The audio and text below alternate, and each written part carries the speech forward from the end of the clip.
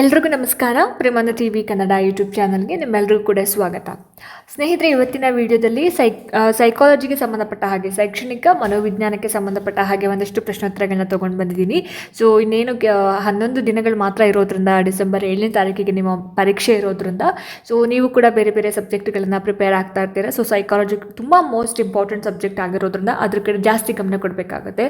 ಹಾಗಾಗಿ ಇವತ್ತಿನ ಒಂದು ವಿಡಿಯೋ ಎಕ್ಸಾಮ್ನ ಒಂದು ದೃಷ್ಟಿಯಿಂದ ಬಹಳನೇ ಅನುಕೂಲ ಆಗುತ್ತೆ. ಖಂಡಿತವಾಗ್ಲೂ ಕೂಡ ಯಾರೆಲ್ಲ ಈ ವಿಡಿಯೋನ ನೋಡ್ತಾ ಇದ್ದೀರಾ ಎಲ್ಲೂ ಕೂಡ ಸ್ಕಿಪ್ ಮಾಡದೆ ಪೂರ್ತಿ ವಿಡಿಯೋನ ನೋಡಿ, ಜೊತೆಗೆ ಸಬ್ಸ್ಕ್ರೈಬ್ ಮಾಡ್ಕೊಂಡು ನೋಡ್ತೀನ ದಯವಿಟ್ಟು ಮರಿಬೇಡಿ. ಜಾಸ್ತಿ ತಡ ಮಾಡೋದು ಬೇಡ, ಬನ್ನಿ ಆದಷ್ಟು ಬೇಗ ಇವತ್ತಿನ ವಿಡಿಯೋದ ಮೊದಲನೇ ಪ್ರಶ್ನೆ ಏನಿದೆ ಅಂತ ನೋಡ್ಕೊಂಬರೋಣ. ಸ್ನೇಹಿತರೆ, ಮೊದಲನೇ ಪ್ರಶ್ನೆ ಈ ರೀತಿ ಇದೆ. ಒಬ್ಬ ಶಿಕ್ಷಕರು 5 ವರ್ಷದ ವಿದ್ಯಾರ್ಥಿಗಳಿಗೆ ಕಲಿಯಲು ಅವಕಾಶ ನೀಡಲು ನಟಿಸುವ ಆಟದ ಮೂಲೆಯನ್ನು, ಪ್ರಿಟೆಂಡ್ ಪ್ಲೇ ಕಾರ್ನರನ್ನು ರಚಿಸ್ತಾರೆ.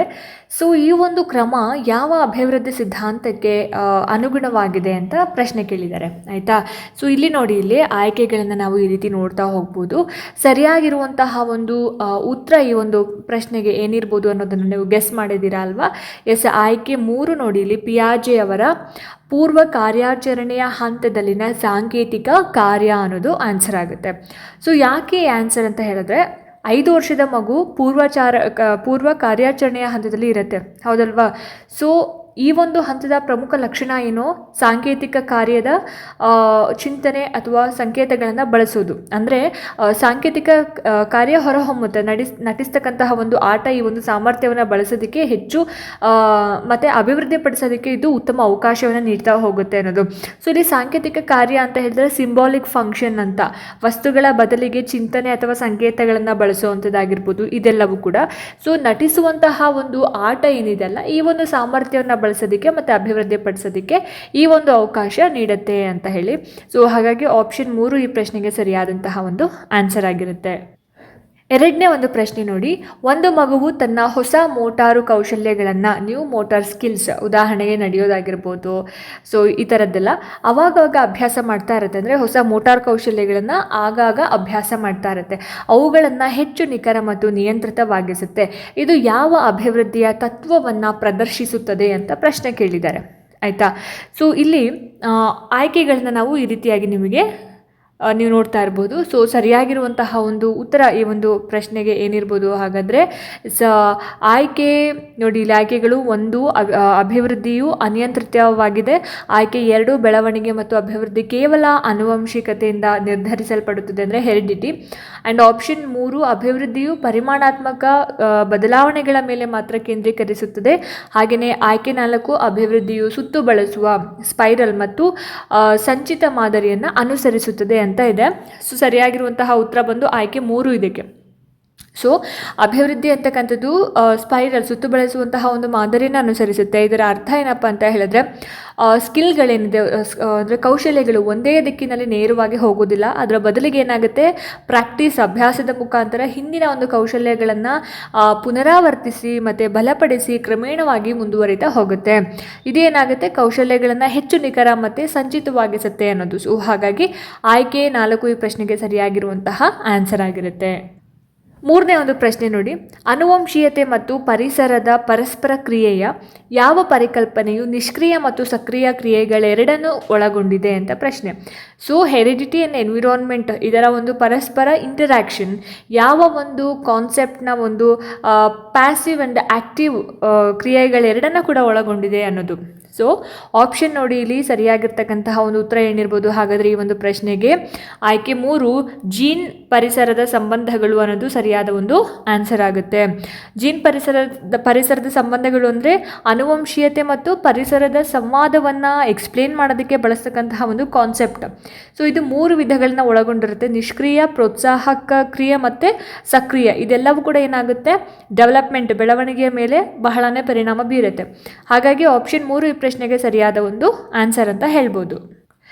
Next question. 6 ವರ್ಷದ ಮಗುವು ಎಕ್ಸ್ ಮತ್ತು ವೈ ಎಂಬ 2 ವಿಭಿನ್ನ ಆಕಾರದ ಪಾತ್ರೆಗಳಲ್ಲಿ ಅದೇ ಪ್ರಮಾಣದ ನೀರನ್ನು ನೋಡಿದಾಗ ಎರಡರಲ್ಲೂ ಕೂಡ ಒಂದೇ ಆಗಿರುತ್ತೆ ಅಂತ ಹೇಳುತ್ತೆ. ಸೊ ಮಗು ಯಾವ ಒಂದು ಅರಿವಿನ ಸಾಮರ್ಥ್ಯವನ್ನು ಸಾಧಿಸಿದೆ ಅನ್ನೋದು ಪ್ರಶ್ನೆ. ಸೊ ಈ ಪ್ರಶ್ನೆಗೆ ಆಯ್ಕೆಗಳನ್ನ ನಾವು ಈ ರೀತಿಯಾಗಿ ನೋಡ್ತಾ ಹೋಗ್ಬೋದು. ಸರಿಯಾಗಿರ್ತಕ್ಕಂತಹ ಒಂದು ಉತ್ತರ ಏನಿರ್ಬೋದು ಹಾಗಾದರೆ ಆಪ್ಷನ್ 3 ಕನ್ಸರ್ವೇಷನ್ ಅಥವಾ ಸಂರಕ್ಷಣೆ ಅನ್ನೋದು ಸರಿಯಾದ ಒಂದು ಆನ್ಸರ್ ಆಗಿರುತ್ತೆ. ಸೊ ಕನ್ಸರ್ವೇಷನ್ ಅಂತ ಹೇಳಿದ್ರೆ ಅಪಿಯರೆನ್ಸ್ ಅಂದರೆ ಬಾಹ್ಯ ಲಕ್ಷಣ ಬದಲಾದರೂ ಕೂಡ, ಯಾವುದೇ ಒಂದು ವಸ್ತುವಿನ ಬಾಹ್ಯ ಲಕ್ಷಣ ಬದಲಾದರೂ ಕೂಡ ಅದರ ಒಂದು ಕ್ವಾಂಟಿಟಿ ಹಾಗೆಯೇ ಸಂಖ್ಯೆ ಅಥವಾ ದ್ರವ್ಯರಾಶಿ ಒಂದೇ ಆಗಿರುತ್ತೆ ಅಂತ ಅರ್ಥ ಮಾಡ್ಕೊಳ್ತಕ್ಕಂತಹ ಒಂದು ಸಾಮರ್ಥ್ಯ. ಸೊ 6 ವರ್ಷದ ಮಗು ಈ ಒಂದು ಕಾನ್ಸೆಪ್ಟನ್ನು ಮೂರ್ತ ಕಾರ್ಯಾಚರಣೆಯ ಹಂತದ ಆರಂಭದಲ್ಲಿ ಸಾಧಿಸೋದಕ್ಕೆ ಪ್ರಾರಂಭ ಆಗುತ್ತೆ. ಸೊ ಹಾಗಾಗಿ ಈ ಪ್ರಶ್ನೆಗೆ ಆಯ್ಕೆ 3 ಸರಿಯಾದ ಒಂದು ಆನ್ಸರ್ ಆಗಿರುತ್ತೆ. ನೆಕ್ಸ್ಟ್ ಕ್ವೆಶ್ಚನ್, ಶಿಕ್ಷಕರು 4ನೇ ತರಗತಿಯ ವಿದ್ಯಾರ್ಥಿಗಳಿಗೆ ತಮ್ಮದೇ ಆದ ಪೀರ್ ನಿಯಮಗಳನ್ನು ರಚಿಸಲು ಮತ್ತು ಚರ್ಚಿಸಲು ಪ್ರೋತ್ಸಾಹಿಸ್ತಾರೆ. ಸೊ ಇದು ಯಾವ ಒಂದು ಅಭಿವೃದ್ಧಿಗೆ ಬೆಂಬಲ ನೀಡುತ್ತೆ ಅಂತ ಪ್ರಶ್ನೆ ಕೇಳಿದ್ದಾರೆ.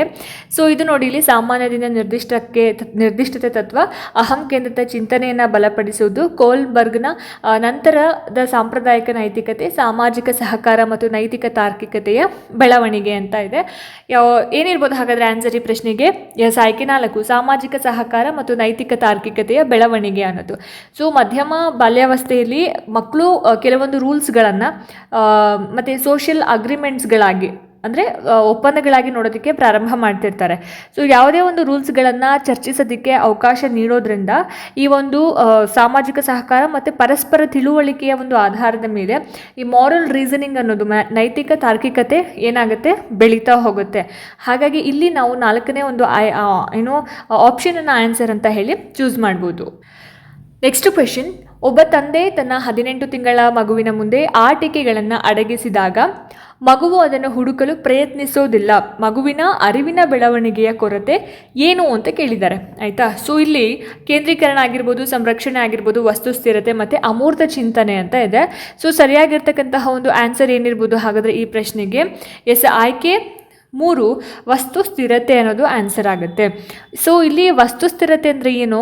ಯಾವುದೇ ಒಂದು ವಸ್ತುಗಳು ದೃಷ್ಟಿಯಿಂದ ಹೊರಗಡೆ ಇದ್ದರೂ ಕೂಡ ಅಸ್ತಿತ್ವದಲ್ಲಿ ಇದೆ ಅಂತ ಅರ್ಥ ಮಾಡ್ಕೊಳ್ತಕ್ಕಂತಹ ಒಂದು ಸಾಮರ್ಥ್ಯವನ್ನು ನಾವು ಆಬ್ಜೆಕ್ಟ್ ಪರ್ಮನೆನ್ಸ್ ಅಥವಾ ವಸ್ತು ಸ್ಥಿರತೆ ಅಂತ ಹೇಳಿ ಕರಿತೀವಿ. ಸೊ ಇದು ಸಂವೇದನಾ ಚಾಲಕ ಹಂತದ ಒಂದು ಪ್ರಮುಖ ಮೈಲಿಗಲ್ಲು ಅಂತ ಹೇಳ್ಬೋದು. 18 ತಿಂಗಳ ಮಗು ಇನ್ನೂ ಅದನ್ನು ಕಂಪ್ಲೀಟಾಗಿ ಸಾಧಿಸಿರೋದಿಲ್ಲ. ಹಾಗಾಗಿ ಅಡಗಿಸಿಟ್ಟಿರ್ತಕ್ಕಂತಹ ಆಟಿಕೆಯನ್ನು ನಾವು ಹುಡುಕಕ್ಕೆ ಹೋಗಲ್ಲ. ಹಾಗಾಗಿ ಇಲ್ಲಿ ಆಪ್ಷನ್ 3 ವಸ್ತು ಸ್ಥಿರತೆ ಅನ್ನೋದು ಸರಿಯಾದಂತಹ ಒಂದು ಆನ್ಸರ್ ಆಗುತ್ತೆ. ನೆಕ್ಸ್ಟ್ ಕ್ವೆಶ್ಚನ್, ವಯೋವೃದ್ಧಾವಸ್ಥೆಯಲ್ಲಿನ ಒಬ್ಬ ವಿದ್ಯಾರ್ಥಿ ಸಮಾಜದ ಸಮಸ್ಯೆಗಳನ್ನು ವಿಶ್ಲೇಷಿಸ್ತಾನೆ ಮತ್ತು ಜಾಗತಿಕ ನ್ಯಾಯದ ಬಗ್ಗೆ ಸಿದ್ಧಾಂತೀಕರಿಸುತ್ತಾನೆ. ಈ ಕೌಶಲ್ಯವು ಪಿಯಾಜೆಯವರ ಯಾವ ಹಂತಕ್ಕೆ ಸೇರಿದೆ ಅಂತ ಕೇಳಿದ್ದಾರೆ. ಸೊ ಈ ಒಂದು ಪ್ರಶ್ನೆಗೆ ಸರಿಯಾಗಿರ್ತಕ್ಕಂತಹ ಒಂದು ಆಪ್ಷನ್ ಆನ್ಸರ್ ಏನಿರ್ಬೋದು? ಸಂವೇದನಾ ಚಾಲಕ ಹಂತ, ಔಪಚಾರಿಕ ಕಾರ್ಯಾಚರಣೆಯ ಹಂತ, ಪೂರ್ವ ಕಾರ್ಯಾಚರಣೆಯ ಹಂತ ಮತ್ತು ಮೂರ್ತ ಕಾರ್ಯಾಚರಣೆಯ ಹಂತ ಅಂತ.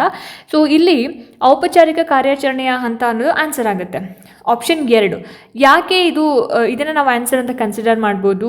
ವಯೋವೃದ್ಧಾವಸ್ಥೆಯಲ್ಲಿ ಅಂದರೆ ಅಡಾಲ್ಸೆನ್ಸ್, ಈ ವಿದ್ಯಾರ್ಥಿ ಅಮೂರ್ತ, ಅಬ್ಸ್ಟ್ರಾಕ್ಟ್ ಮತ್ತು ಊಹಾತ್ಮಕ ಮತ್ತು ವ್ಯವಸ್ಥಿತ ಚಿಂತನೆಯನ್ನು ಅವ್ರು ಏನು ಮಾಡ್ತಾರೆ, ಪ್ರದರ್ಶಿಸ್ತಾರೆ. ಇದು ಪಿಯಾಜೆಯವರ ಅರಿವಿನ ಬೆಳವಣಿಗೆಯ ಕೊನೆಯ ಹಂತವಾದ ಔಪಚಾರಿಕ ಕಾರ್ಯಾಚರಣೆಯ ಹಂತದ ಒಂದು ಲಕ್ಷಣ ಆಗಿರುತ್ತೆ. ಹಾಗಾಗಿ ಫಾರ್ಮಲ್ ಆಪರೇಷನಲ್ ಸ್ಟೇಜ್ ಅಂತ. ಸೊ ಈ ಒಂದು ಪ್ರಶ್ನೆಗೆ ಆಪ್ಷನ್ 2 ನಾವು ಸರಿಯಾದಂತಹ ಒಂದು ಆನ್ಸರ್ ಅಂತ ಕನ್ಸಿಡರ್ ಮಾಡ್ತೀವಿ. ನೆಕ್ಸ್ಟ್ ಕ್ವೆಶ್ಚನ್, ಒಂದು ಶಾಲೆಯು ದುರ್ಬಲ ಆರ್ಥಿಕ ಹಿನ್ನೆಲೆಯ ಮಕ್ಕಳಿಗೆ ಪೌಷ್ಟಿಕಾಂಶದ ಆಹಾರ ಮತ್ತು ಉತ್ತಮ ಶಿಕ್ಷಣದ ವಾತಾವರಣವನ್ನು ಪ್ರೊವೈಡ್ ಮಾಡುತ್ತೆ. ಈ ಒಂದು ಹಸ್ತಕ್ಷೇಪ ಯಾವ ಬೆಳವಣಿಗೆಯ ಅಂಶವನ್ನು ಒತ್ತಿ ಹೇಳುತ್ತೆ ಅಂತ ಪ್ರಶ್ನೆ. ಸೊ ಈ ಪ್ರಶ್ನೆಗೆ ನಾವು ಆಯ್ಕೆಗಳನ್ನು ಈ ರೀತಿಯಾಗಿ ನೋಡ್ತಾ ಹೋಗ್ತೀವಿ. ಸರಿಯಾಗಿರುವಂತಹ ಉತ್ತರ ಏನಿರ್ಬೋದು ಹಾಗಾದರೆ ಈ ಒಂದು ಪ್ರಶ್ನೆಗೆ? ಆಯ್ಕೆ 3 ನೋಡಿ, ಇಲ್ಲಿ ಪರಿಸರದ ಪಾತ್ರ ಮತ್ತು ಬೆಳವಣಿಗೆಯ ಮೇಲೆ ಅದರ ಒಂದು ಧನಾತ್ಮಕ ಪ್ರಭಾವ ಅನ್ನೋದು ಆನ್ಸರ್ ಆಗುತ್ತೆ.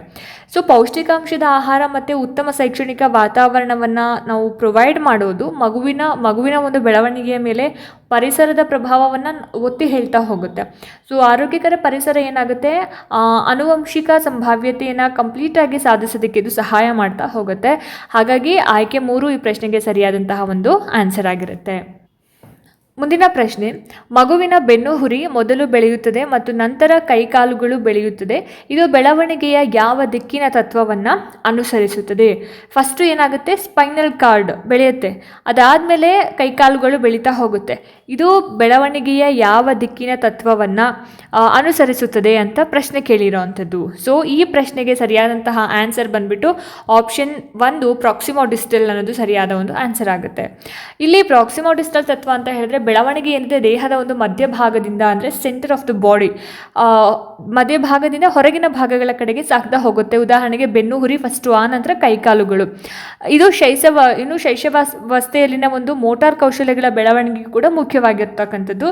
ಸೊ ಹಾಗಾಗಿ ಇಲ್ಲಿ ಪ್ರಾಕ್ಸಿಮೋಡಿಸ್ಟಲ್ ಅಂತ ಹೇಳ್ತಾರೆ. ಇನ್ನು ಸೆಫೆಲೋಕಾರ್ಡಲ್ ಅಂತ ಹೇಳಿದ್ರೆ ಏನು, ಶಿರಪಾದಾಭಿಮುಖ ಬೆಳವಣಿಗೆ ಅಂತ. ಫಸ್ಟು ತಲೆ, ಅದಾದ ನಂತರ ಏನಾಗುತ್ತೆ ಕೈಕಾಲು. ಸೊ ಹಾಗಾಗಿ ಇಲ್ಲಿ ಈ ಒಂದು ಕ್ವೆಶನ್ಗೆ ಆನ್ಸರ್ ಬಂದು ಪ್ರಾಕ್ಸಿಮೋಡಿಸ್ಟಲ್ ತತ್ವ ಅಂತ ಹೇಳ್ಬೋದು. 10ನೇ ಒಂದು ಪ್ರಶ್ನೆ, ರವಿಯು 3 ವರ್ಷದ ಮಗು. ಅವನು ಕಾಗದದ ಮೇಲೆ ಚುಕ್ಕೆಗಳನ್ನು, ಅಂದರೆ ಡಾಟ್ಸ್ ಅಂತ ಹೇಳ್ತೀವಿ, ಮಾತ್ರ ಇಡ್ತಾನೆ ಮತ್ತು ಅದನ್ನು ತನ್ನ ತಾಯಿಯ ಭಾವಚಿತ್ರ ಅಂತ ವಿವರಿಸ್ತಾನೆ. ಮಗುವಿನ ಈ ಒಂದು ವರ್ತನೆಯ ಹಿಂದಿನ ಕಾರಣ ಏನು ಅಂತ ಪ್ರಶ್ನೆ ಕೇಳಿದ್ದಾರೆ. ಸೊ ಈ ಪ್ರಶ್ನೆಗೆ ಮಗುವು ಅಮೂರ್ತ ಚಿಂತನೆಯನ್ನು ಸಾಧಿಸಿದೆ, ಅಹಂ ಕೇಂದ್ರಿತ ಚಿಂತನೆಯನ್ನು ಪ್ರದರ್ಶಿಸುತ್ತದೆ, ಮಗುವಿನಲ್ಲಿ ನೈತಿಕ ತಾರ್ಕಿಕತೆಯ ಕೊರತೆ ಇದೆ, ಮಗುವು ಸಾಂಕೇತಿಕ ಕಾರ್ಯವನ್ನು ಬಳಸುತ್ತಿದೆ ಅಂತ ಆಪ್ಷನ್ಸು. ಸೊ ಈ ಒಂದು ಪ್ರಶ್ನೆಗೆ ಸರಿಯಾಗಿರ್ತಕ್ಕಂತಹ ಒಂದು ಆನ್ಸರ್ ಬಂದು ಆಯ್ಕೆ 4, ಮಗುವು ಸಾಂಕೇತಿಕ ಕಾರ್ಯವನ್ನು, ಸಿಂಬಾಲಿಕ್ ಫಂಕ್ಷನನ್ನು ಇಲ್ಲಿ ಬಳಸ್ತಾ ಇದೆ ಅಂತ. ಸೊ 3 ವರ್ಷದ ರವಿ ಈ ಕ್ವೆಶನಲ್ಲಿ ಕೊಟ್ಟಿರೋ ಪ್ರಕಾರ ಪೂರ್ವ ಕಾರ್ಯಾಚರಣೆಯ ಹಂತದಲ್ಲಿ ಇರ್ತಾನೆ. ಓಕೆನಾ, ಈ ಒಂದು ಹಂತದಲ್ಲಿ ಮಗು ತನ್ನ ಒಂದು ಚಿಂತನೆಗಳನ್ನು ಅಥವಾ ವಸ್ತುಗಳನ್ನು ಪ್ರತಿನಿಧಿಸೋದಕ್ಕೆ ಸಂಕೇತಗಳನ್ನು ಬಳಸ್ತಾ ಹೋಗುತ್ತೆ. ಸೊ ಇದನ್ನು ನಾವೇನಂತ ಹೇಳಿ ಕರಿತೀವಿ, ಸಾಂಕೇತಿಕ ಕಾರ್ಯ ಅಥವಾ ಸಿಂಬಾಲಿಕ್ ಫಂಕ್ಷನ್ ಅಂತ ಹೇಳಿ ಕರಿತೀವಿ. ಸೊ ಹಾಗಾಗಿ ಈ ಪ್ರಶ್ನೆಗೆ ಆಯ್ಕೆ 4 ಸರಿಯಾಗಿರ್ತಕ್ಕಂತಹ ಒಂದು ಆನ್ಸರ್ ಆಗಿರುತ್ತೆ. ಮುಂದಿನ ಪ್ರಶ್ನೆ ನೋಡಿ, ಇಲ್ಲಿ ಶಿಕ್ಷಕರು 8 ವರ್ಷದ ಅರ್ಜುನನಿಗೆ ಅವನು ಯೋಚಿಸುತ್ತಿರುವ ಸಮಸ್ಯೆಯನ್ನು ಪರಿಹರಿಸಲು ಸಣ್ಣ ಸುಳಿವುಗಳನ್ನು ನೀಡ್ತಾರೆ. ವೈಗೋಟ್ಸ್ಕಿ ಅವರ ಪ್ರಕಾರ ಶಿಕ್ಷಕರು ಬಳಸ್ತಾ ಇರತಕ್ಕಂತಹ ಒಂದು ವಿಧಾನ ಯಾವುದು ಅಂತ ಪ್ರಶ್ನೆ. ಸೊ ವಸ್ತುಸ್ಥಿರತೆ, ಕಲಿಕೆಗೆ ಅಡ್ಡಿ, ಸ್ಕ್ಯಾಫೋಲ್ಡಿಂಗ್, ಕೇಂದ್ರೀಕರಣ ಅಂತ ಇದೆ 4 ಆಯ್ಕೆಗಳು. ಸೊ ಈ 4 ಆಯ್ಕೆಗಳಲ್ಲಿ ಸರಿಯಾಗಿರ್ತಕ್ಕಂತಹ ಒಂದು ಉತ್ತರ ಏನಿರ್ಬೋದು? ಹಾಗಾದರೆ ಆಯ್ಕೆ 3 ಸ್ಕ್ಯಾಫೋಲ್ಡಿಂಗ್ ಅನ್ನೋದು ಸರಿಯಾದಂತಹ ಒಂದು ಆನ್ಸರ್ ಆಗುತ್ತೆ. ಸೊ ಇಲ್ಲಿ ವೈಗೋಟ್ಸ್ಕಿ ಅವರ ಪ್ರಕಾರ ಸ್ಕ್ಯಾಫೋಲ್ಡಿಂಗ್ ಅಂತ ಹೇಳಿದ್ರೆ ಏನು ಹೇಳ್ತಾರೆ, ಮಗುವಿಗೆ ತನ್ನ ಒಂದು ಸಾಮರ್ಥ್ಯದ ವಲಯದಲ್ಲಿ ZPD ಅಂತ ಹೇಳ್ತಾರಲ್ಲ, ಕಲಿಯೋದಕ್ಕೆ ಸಹಾಯ ಮಾಡೋದು ಹೆಚ್ಚು ಜ್ಞಾನವುಳ್ಳ ವ್ಯಕ್ತಿಯಿಂದ ಒದಗಿಸಲಾದಂತಹ ಒಂದು ತಾತ್ಕಾಲಿಕ ಬೆಂಬಲ ಆಗಿರುತ್ತೆ, ಟೆಂಪ್ರವರಿ ಸಪೋರ್ಟ್. ಶಿಕ್ಷಕರು ನೀಡ್ತಾ ಇರ್ತಕ್ಕಂತಹ ಸಣ್ಣ ಸುಳಿವುಗಳು ಇದಕ್ಕೆ ಎಕ್ಸಾಂಪಲ್ ಆಗಿ ಹೋಗುತ್ತೆ. ಸೊ ಹಾಗಾಗಿ ಇಲ್ಲಿ ಸ್ಕ್ಯಾಫೋಲ್ಡಿಂಗ್ ಅನ್ನೋದು ಸರಿಯಾಗಿರ್ತಕ್ಕಂತಹ ಒಂದು ಆನ್ಸರ್ ಆಗುತ್ತೆ. ನೆಕ್ಸ್ಟ್ ಕ್ವೆಶನ್, ಶಿಕ್ಷಕರು ತರಗತಿಯಲ್ಲಿನ ಪ್ರತಿ ಮಗುವಿನ ದೈಹಿಕ ಮತ್ತು ಅರಿವಿನ ಬೆಳವಣಿಗೆಯ ದರವು ವಿಭಿನ್ನವಾಗಿದೆ ಅಂತ ಗುರುತಿಸ್ತಾರೆ. ತರಗತಿಯನ್ನು ನಿರ್ವಹಿಸಲು ಈ ಅರಿವು ಹೇಗೆ ಸಹಾಯ ಮಾಡುತ್ತೆ ಅಂತ ಪ್ರಶ್ನೆ ಕೇಳಿದ್ದಾರೆ. ಸೊ ಈ ಪ್ರಶ್ನೆಗೆ ನಾವು ಆಯ್ಕೆಗಳನ್ನು ಈ ರೀತಿಯಾಗಿ ನೋಡ್ತಾ ಹೋಗ್ತೀವಿ. ಸರಿಯಾಗಿರ್ತಕ್ಕಂತಹ ಉತ್ತರ ಈ ಒಂದು ಪ್ರಶ್ನೆಗೆ ಆಯ್ಕೆ 3, ಅಂದರೆ ಪ್ರತಿ ಮಗುವಿಗೆ ನಿರ್ದಿಷ್ಟ ಮತ್ತು ವಿಭಿನ್ನ ಕಲಿಕೆಯ ಕಾರ್ಯಕ್ರಮಗಳನ್ನು ಯೋಜಿಸುವುದು ಅಂತ ಹೇಳಿಬಿಟ್ಟು. ಸೊ ಆಪ್ಷನ್ 3 ಇದಕ್ಕೆ ಸರಿಯಾಗಿರ್ತಕ್ಕಂತಹ ಒಂದು ಆನ್ಸರ್ ಆಗಿರುತ್ತೆ. 13ನೇ ಒಂದು ಪ್ರಶ್ನೆ, ಮಧ್ಯಮ ಬಾಲ್ಯಾವಸ್ಥೆಯಲ್ಲಿನ, ಅಂದರೆ ಮಿಡಲ್ ಚೈಲ್ಡ್ಹುಡ್, ಒಬ್ಬ ವಿದ್ಯಾರ್ಥಿ ಉದ್ಯಮಶೀಲತೆ ವರ್ಸಸ್ ಕೀಳರಿಮೆಯ ಹಂತದಲ್ಲಿ ಇರ್ತಾನೆ.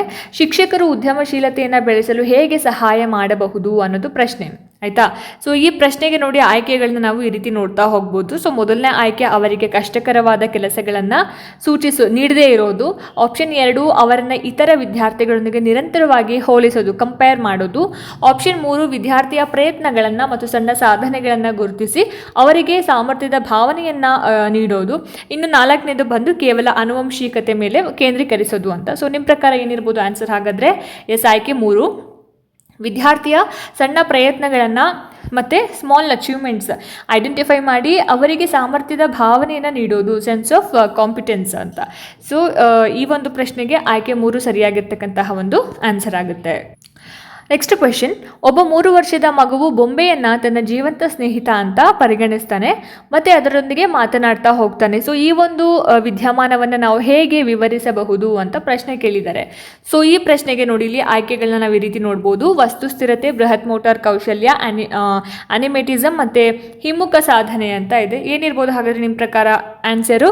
ಎಸ್, ಆಪ್ಷನ್ 3 ಆನಿಮೆಟಿಸಮ್ ಅನ್ನೋದು.